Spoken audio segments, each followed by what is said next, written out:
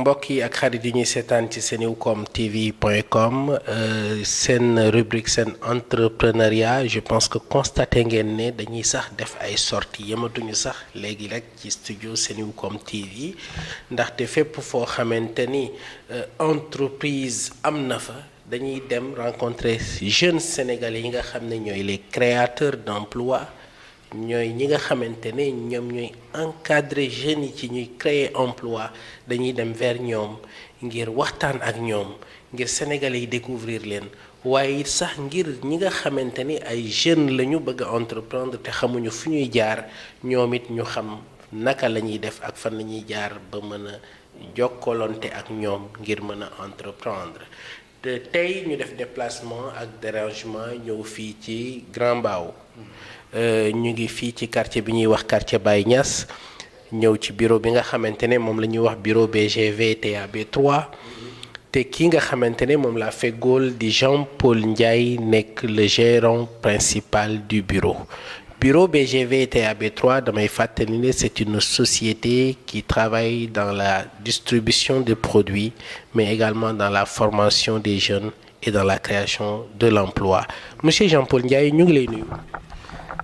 maa ngi lay fay Aziz di rafetlu vraiment teewaay bi tey jii quand même vraiment maa ngi aussi nuyu mbokk yi nga xamante dinañu seetaan à travers aussi senewtv.com. Senewcom TV. oui Senewcom TV. ñu ngi leen di vraiment nuyu bu baax a baax di aussi kontaan ci li nga xamante ne am na li ma ci bugg a partager ak yéen. jërëjëf Jean-Paul Ndiaye li tax nga soxal ñu mooy comme ni ma koy waxee scène entrepreneuriat c'est l'entrepreneuriat sénégalais qu'on a repris en scène entrepreneuriat ndaxte dañoo jàpp ne maanaam jeunesse su Sénégal ñoom ñooy les leviers du développement donc de ce pays loolu moo ñu motiver ba tey ñu def déplacement ak dérangement ñëw fii ngir janoo ak yow Jean-Paul Ndiaye ku nekk xam na ni jógul rek créer entreprise am Jean-Paul Ndiaye dafa am parcours Jean-Paul ana lan tey moo la orienté ba tey nga nekk fii ci BGV TAB 3. waaw loolu vraiment lu am solo la Aziz mu nekk loo xamante ne donc sawar naa ci pour tontu ndax lan parce que aussi entreprise BGV TAB bien sûr fii laa soqoo fii lañ ma formé mu nekk loo xamante ne lu am solo la ñun aussi lu ñu motiver pour ñu nekk fii ci biir BGV TAB bu ñu ñëwee dañ fi sentir avancement. dañ fi sentir aussi une formation d'intérieur boo xamante ni mën nañu changer intérieurement et ci biir formation boobu nag ñun foofu la ñu sukkandiku tey jii ba vraiment motiver wu kam intérieurement pour mën a nekk ak aussi vraiment les gérants du bureau et tey jii loolu yàlla def na ko ba ñu am fu ñu yegg si tey jii vraiment maa ngi ci kontaan bu baax. bi nga ñëwee ci entreprise bi di BGV TAB ndaxte bu ñu nee BGV TAB 3 cela veut dire que am na BGV TAB 1. oui oui ok alors bi nga ñëwee ci BGV ci ban bureau nga tàmbali. man maa ngi tàmbale BGV TAB 1 donc ci moment boobu ñu ngi woon au niveau de Liberté 5 bien sûr mu nekk moment boo xamante ne c'était un peu difficile parce que ñu bëri comprendre ñu sensu liggéey bi mais. yàlla jàppale ma bi may tàmbale aussi ma ràññe woon ne liggéey bu ñu dugg si nii j'espère très bien que aussi am na avenir ok il y a de l'opportunité mais quand même ça demande tout simplement donc nga am ce qu'on appelle la patience et ci biir patience boobu nag ñun foofu la ñu tàmbale au niveau de BGV TAB 1 Liberté 5 ñu daal di nekk foofu développé wu foofu ba foofu la ñu nekkee gérant.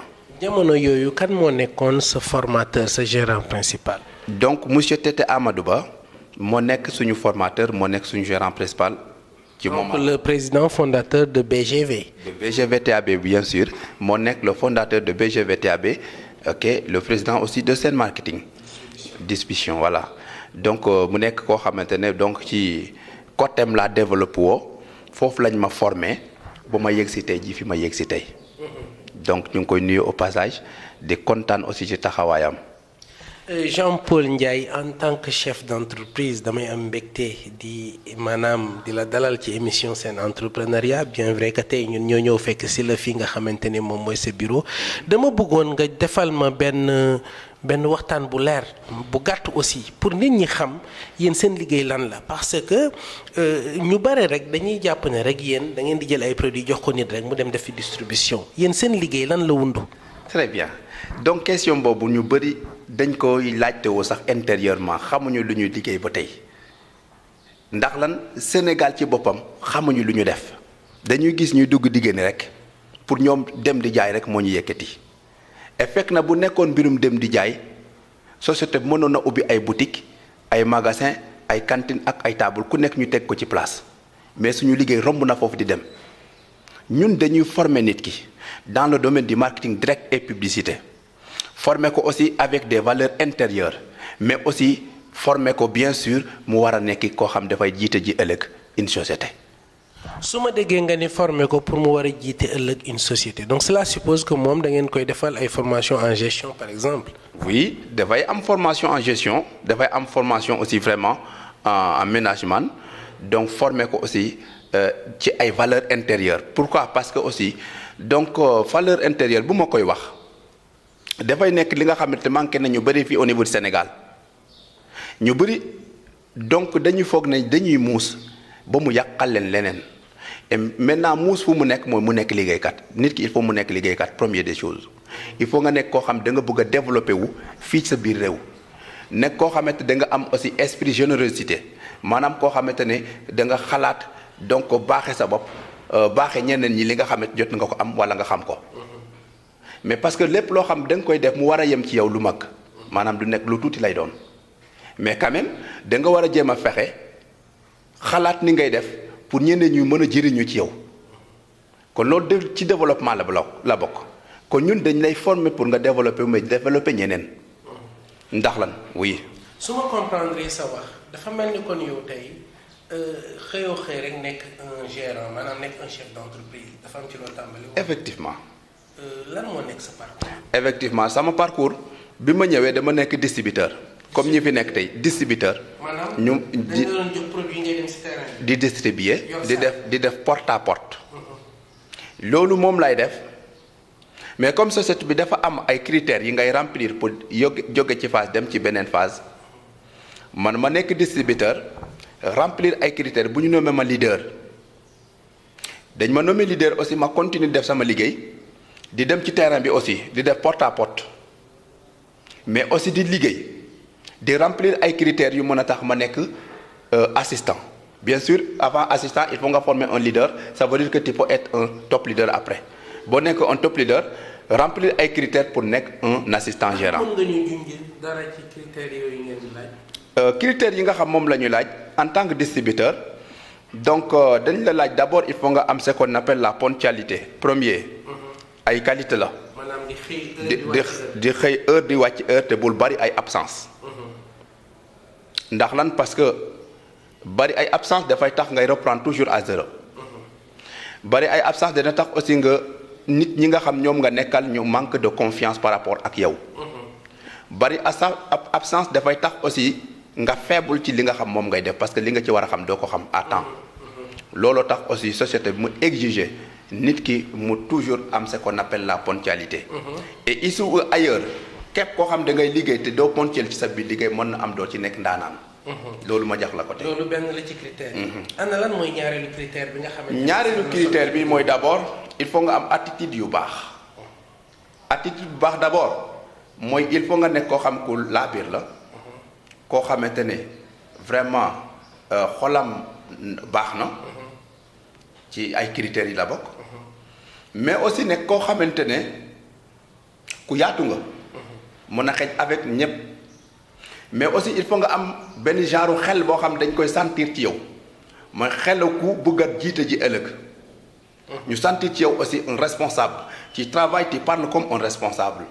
donc loolu yéen da ngeen koy def ci nit ki. dañ koy def ci nit ki mais di ko toogaale ak moom. ba moo loolu mu ñor. ñu xam ne lii ñor na ci moom am na ay qualité intérieure yu mën a tax mu nekk leader. ok Jean-Paul Ndiaye tout à l'heure da nga wax ci sa déroulé nga ne yéen da ngeen di former ay futurs chefs d'entreprise maanaam seen vocation du rek jël ay distributeurs envoyer leen sur le terrain. Non. Votre vocation aujourd'hui c'est de créer des futurs chefs d'entreprise. Effectivement. Alors man j'aimerais bien savoir le plan de carrière d'un distributeur maanaam pour distributeur bi mën a def plan de carrière ba yegg tey fi nga yegg nii tey. ci lan la dépendre concrètement. Voilà ci li mu dépendre dafa dépendre rek ci luñ koy jàngal ak li nga xamante ne ay valeurs intérieures yu nekk ci moom mu ko làmbool et chaque fois muy dundee ci loolu. Et Aziz pour wan la ne aussi loolu c'est des critères yoo xamante ne donc dafa am solo sax ñi ñuy jàkkaarloo nii ci biir salle bi ñu xam ko donc nit bu jógee di liggéey war na xam lan moo tax mu jóg di liggéey demoo di liggéey ndax leen da nga ñàkk lu def demoo di liggéey ndax aussi vraiment da ngay tànqal ñu nekk sa biir kër mais parce que da nga jóg liggéey pour dara lan moo tax ngay jóg di liggéey da nga bëgg a doon dara. loolu nga xamante moom nga bëgg a doon nag loolu na nekk loo xam lu lay yitteel la te aussi avancement du nekk luy yomb du loo xam da ngay ñëw rek mu sotti dafa laajte aussi patience dafa laajte aussi ce qu'on appelle le courage dafay laajte aussi détermination dafay laajte aussi encaisser ay certaines difficultés mais quand même au finish c'est quoi c'est toujours devenir un responsable. Oui. Bon yi nga may wax nii man bu ma comprendre bokk na ci une fois ngeen orienté nit ki enseigner ko qualité yi nga xam ne moom la war a làmboo moom pour mën a dem. léegi nag par rapport man ak développement de carrière nit ki dans la société. parce que ku nekk xam na ni aussi la société a une vocation commerciale. La société cherche en tout cas du profit, n'est-ce pas? Et qui parle de profit, donc oui. Parle de l'argent. Et qui parle de l'argent, parle de réussite financière et une indépendance financière. Maintenant, c'est sur ce plan d'ailleurs man que je voudrais que nga wax ci. maanaam tey nit ki moom pour mu mën a jóge tey ci phase distributeur. oui nekk ci beneen phase. mu dawalee tuuti mu jóge ci beneen phase. nekk beneen phase. loolu laa bëggoon wax ma ci lan la aju ndax dafa aju ci moom. voilà def un chiffre d'affaires. donc bien sûr donc loolu. aju na ci ay chiffre d'affaires mais balaa chiffre d'affaires bi mooy li ma la doon wax léegi d'abord il faut nga ñu togg la ba nga mët bu ñuy yàkkamtiwut dañ lay togg ba nga xam ne yow mën nga nekk responsable donc formation bi loolu moom ci loolu la aju mooy boo nekkee distributeur ñu ngi lay former pour nga nekk leader ngay remplir ay critères yooyu moom mooy li ma la wax léegi. bien sûr nag chiffre d'affaires bokk na ci. chiffre d'affaires yi donc loolu dafay nekk loo xamante ne nag benn maanaam renforcement la ci biir. mais li nit nekk ci nit ki dafa laaj leeral parce que quand on parle de chiffre d'affaires damay bañ nit ñi am nuñ ko interpréter. parce que chiffre d'affaires boobu ci li ma comprendre ci seen système. oui effectivement su structure bi am na loo xam ne am na ko ci. waaw mais ndaw bi ngeen di former donte ndongo daara la dafay jàng. moom it am na lu mu ci am. oui c'est ça donc ça veut dire que mu ngi jàng mais mu ngi gagner xaalis. mu ngi gagner xaalis waaw aussi tamit maanaam mu ngi defar aussi sa carrière. oui effectivement donc loolu tam c'est important ñu souligner loolu. waaw effectivement donc dana am chiffre d'affaires bu ñu koy laaj en tant que distributeur même. donc il faut nga sonner la cloche 3 fois minimum de suite 3 fois de suite mais néanmoins aussi nga remplir ci côté ponctualité remplir ci côté attitude ci côté le comportement ok donc loolu dina tax aussi ñu mën la nommer nga nekk un leader mais en étant leader aussi donc doo bàyyeeku ndax lan parce que foofu la mbir mi gën a danser foofu la gën a taxawee foofu la mbir mi di gën a mittee ndax lan parce que formation bi foofu lu ñuy wax ak leader duñ ko wax ak élément bu bees ndax lan parce que ku nekk ak fu mu tollool kii dem na ba dugg ci benn buntu boo xamante ne buntu réussite totale la kooku dañ koy jege sol ko luñ ko war a sol dañ koy galvaniser te duñ ko yërëm ndax lan parce que dañu bëgg mu dëgër donc kooku beneen fan lañ koy former moo tax bien sûr dana non seulement am lu ñu wax léegi mooy la ponctualité dana aussi continuer di def beneen liggéey bu gën a extraordinaire c'est quoi former une personne rendre ko fort moom il faut mu am capacité former une personne luñ ko jox mu jox ko keneen. maanaam il doit avoir des aptitudes d'un leader. oui et développer aussi des leaders. des leaders comme lui. donc il doit avoir cette capacité là maanaam former nañ la ba nga nekk leader. maintenant da nga war a bâtir sa équipe Donc il bu ñu doit wax bâtir une équipe. oui il doit Et bâtir pour une bâtir équipe. une équipe, donc c'est à lui de recruter quoi. Oui c'est à lui de recruter. Il doit recruter des et jeunes. recruter des jeunes. aider leen ñu ñëw fii ci biir liggéey bi. Les former. les former en même temps. les aider comme lui dañ ko aider ba mu am fa mu yëg il faut loolu mu partager ko avec les autres. Donc si je comprends bien, en fait, vous faites un transfert d'opportunités. oui oui effectivement comme nu ñu def dañuy waxee transfert de compétences. c'est la même transfert c'est qu'on appelle transfert d'opportunité. transfère la personne l'opportunité lui aussi il va faire la même chose il est obligé. ndax lan parce que dañ ko jox du moom rek moo ko war a téye parce que ça dafay dem ba dugg ci ce qu'on appelle l'égoïsme. mooy am nga mais soxlawu keneen ka ma am. moo tax le fait que ñu dem fekk nit ki ci kii ba ci fale ci bus ba jox ko bénéfice wala nga fekk ko ci tali ba wala nga fekk ko ci këram loolu yëpp sacrifice la booy def parce que dañ ko war a def. dañ la ko defaloon. Tout à fait. un jour fekkoon nañ la jox la bénéfice nga nekk ci ba yàlla jàppale la. ba nga am fi nga yëg il faut rendre la monnaie. looloo tax aussi ñu def loolu nga bâtir sa équipe bien sûr avec votre équipe dana am benn production bu ñu lay laaj à l'espace de 2 semaines. et li ci gën a tuuti 700000 la. pour ñeneen ñi nga xam ñoo gën a diire. mais am na SMD aussi loolu moom la tëral pour ñi nga xam ñoo diire plus de 4 ans ci biir boîte bi te avancé wuñu mais quant à ñi nga xamante ne donc yëggaguñu foofu donc 1 million la leen laaj. 1 million équipe bi war na ko def semaine bi. donc première c'est un travail d'équipe quoi. voilà semaine bi lépp ñoom ñu def production boobu defaat ko ci deuxième kii bi semaine bi. maanaam 2 semaines successivement lay doon. boobaa aussi automatiquement comme motal na aussi 5 leaders il faut mu former aussi 5 leaders loolu aussi c'est à l'intérieur loolu dañ koy def loolu bu ko defee nag donc remplir aussi ci côté intérieur côté formation intérieure bi qualité ñu gis ne mot na ñor na xom ci côté qualité intérieure donc motal aussi équipe am donc kooku incha allah dafay jàll à la phase 3 comme assistant gérant.